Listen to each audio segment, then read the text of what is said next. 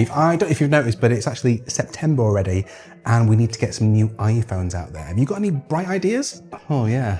Well, we could just do what we always do and make them bigger with slightly better cameras.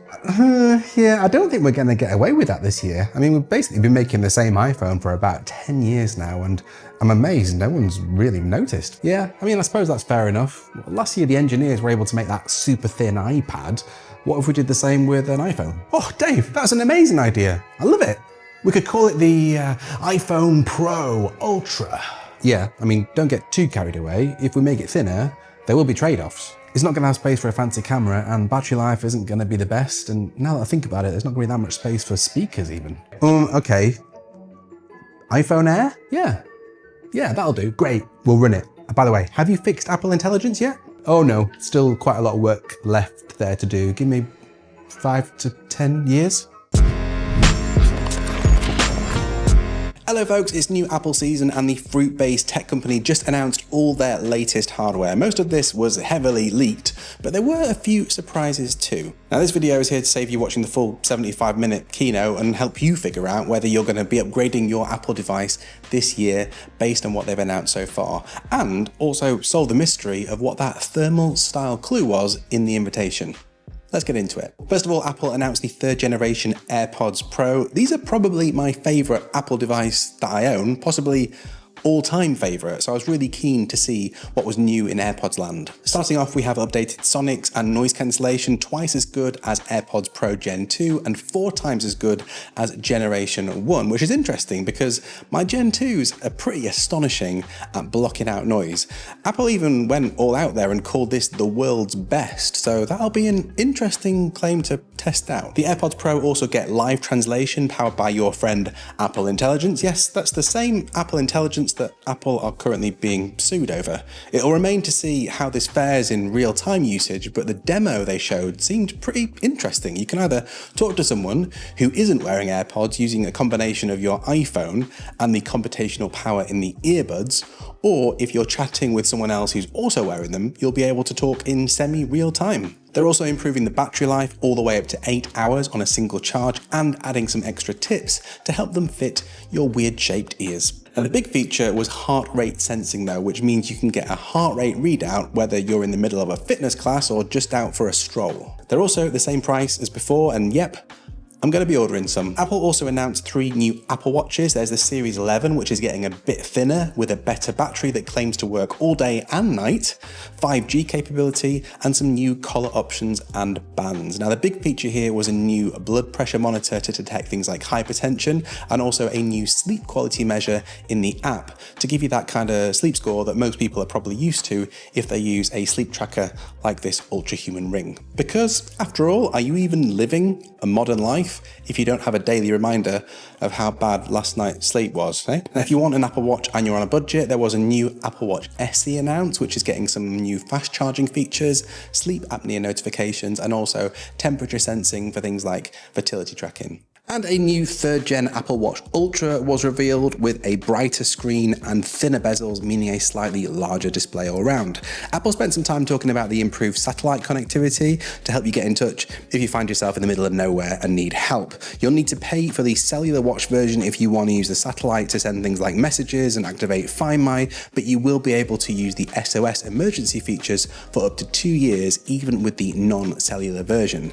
Now for me, none of this was major. I got rid of my Apple Watch years ago, and it could have just been me, but I kept looking at those feature screens and thinking they looked a little bit empty, as well as including features that are already there, like gestures.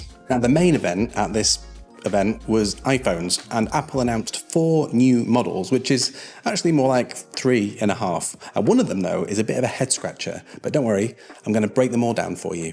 Now, regardless of whether you're upgrading your device this year or not, I wanted to take a moment to show you some awesome new accessories you'll love from this week's sponsor, Ugreen. The first one is this sexy monolith of a power bank. We're talking 20,000 milliamp hours of juice and up to 165 watts of output. Translation, this can fast charge your phone, your laptop and tablet at the same time if needed, and this smart display gives you real-time battery life as well as information on what juice it's pumping out. And the best part, it's got a retractable cable built right in, so there's no more cable spaghetti at the bottom of your bag. Now, if you're traveling or away on a business trip, you won't want to be carrying around that horrible, bulky laptop charger with you. Thankfully, Ugreen also make this super compact 65-watt GAN charger, which has the same retractable cable trick, but in a much more pocket-friendly package. It's compact, super light, and powerful enough to charge up to 3 devices simultaneously without breaking a sweat. So whether you're the smart power brick type or the tiny, tidy charger type, Ugreen's got you covered. Check out the best prices on these at the links below. Now back to the new iPhones, and let's start with the iPhone 17, which for me was the sleeper hit of the whole event. This is launching in 5 colours with a larger display and a thinner bezel than the last year, and for the first time, ProMotion 120Hz display with 300 nits of peak brightness. Now a year ago, you'd have to pay Pro money to get that kind of screen. It's packing a new chip which is so efficient you can actually keep your great battery life even with that new display. There's a new 48 megapixel lens paired with a 2x telephoto lens which gives you 4 times the resolution compared to last year's iPhone 16. And the selfie camera is getting center stage now, which keeps you in frame even if you're calling someone whilst you're at a dance class like we all do from time to time. Plus it's getting a square sensor that is double the size of last year's edition. And then we got to the iPhone Air, and this really feels like Apple showing off. We got our very best Johnny Eve impression whilst showcasing an impossibly thin titanium iPhone. And just in case you're wondering what impossibly thin means, it's 5.6 millimeters. Apple claim this is their most durable design yet, and honestly, I hope it is. But that really feels like a your move kind of throwdown to Zach over on Jerry Rig Everything. We'll certainly see how durable it is. You're going to get the same ProMotion display and brightness as the iPhone 17, and inside there's a new A19 Pro chip which can do all sorts of fancy things, and so they claim. This is MacBook Pro levels of compute in an iPhone. There's a new network chip to enable things like Wi-Fi 7 and Bluetooth 6, plus a new C1X modem which is more reliable, faster, and uses less energy. Now, camera-wise, there is just a single lens on the back here which houses the 48 megapixel fusion camera, allowing you to take regular detailed shots as well as telephoto pics within just one lens. Around the front you get the same center stage selfie camera as you get in the iPhone 17, plus the ability to record video from both sides if you're that kind of TikToker.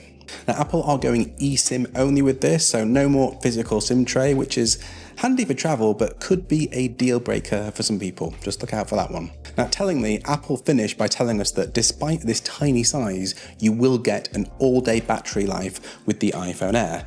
So good in fact that they can't wait to sell you a new slim battery pack. Okay, interesting. And finally, we have the latest Pro and Pro Max phones. These have a new unibody design, the same A19 Pro chip that's in the Air model, plus these get the biggest battery in any iPhone. Now they're crafted out of aluminium alloy, so there's no more titanium at the Pro level, which kind of makes you wonder why they stuck with titanium on the iPhone Air, doesn't it? And now they reveal what that thermal clue was all about in the invitation. These models have got a special vapor chamber in them that's designed to move heat away from all the components to make sure that this iPhone doesn't shut down when it's under heavy load. And Apple hinted that heavy load could possibly be gaming, but in reality that's more likely to be heavy-duty video recording. Now the camera system here is pretty crazy actually. Up front it's the same selfie camera as you get on all the other iPhones, but on the rear we get 3, and they're all 48 megapixel fusion cameras that are designed to give you as much detail as possible, whatever length of lens you choose. But they also said stuff like, we apply deep learning models for demosaicing, which constructs the image from the raw output using the quad pixels in the imaging sensors. Yeah, I don't know what any of that means, but they really want you to know that this is the absolute best camera around that gives you the equivalent of 8 lenses to play with. It's pretty impressive if you're impressed by that sort of thing. Now, in terms of video recording, the camera on the 17 Pros are getting some new features like ProRes RAW capture and also Gen Lock. And this allows you to synchronize lots of shots in multiple camera shots and also apply things like bullet time style effects. It's not something I care about, but it's a pretty neat trick, and that is going to use loads of storage, which is why Apple have added a 2 terabyte configuration to the Pro Max phone, which is, I mean, my wallet just winced at the mere thought of it. So if you're due an upgrade this year, which iPhone should you get? Well, I'm going to be doing a full roundup video to answer that in depth really soon, so make sure you're subscribed if you want my take. But just for now, The standard level iPhone 17 feels like it's now the best option it's ever been, now that you're getting that full ProMotion display, a really great chip, and decent cameras front and back. The iPhone Air looks stunning, I can't wait to get a proper look at it, but this just feels like such a niche product for people who just want to show off the nicest looking iPhone out there, which, to be fair, is likely to be a pretty large number of customers. I mean, the fact that you can even wear it around your neck like a medal is probably a big hint as to who might want one of these. I'm not sure how practical that thing is going to be for everyday use, we will see.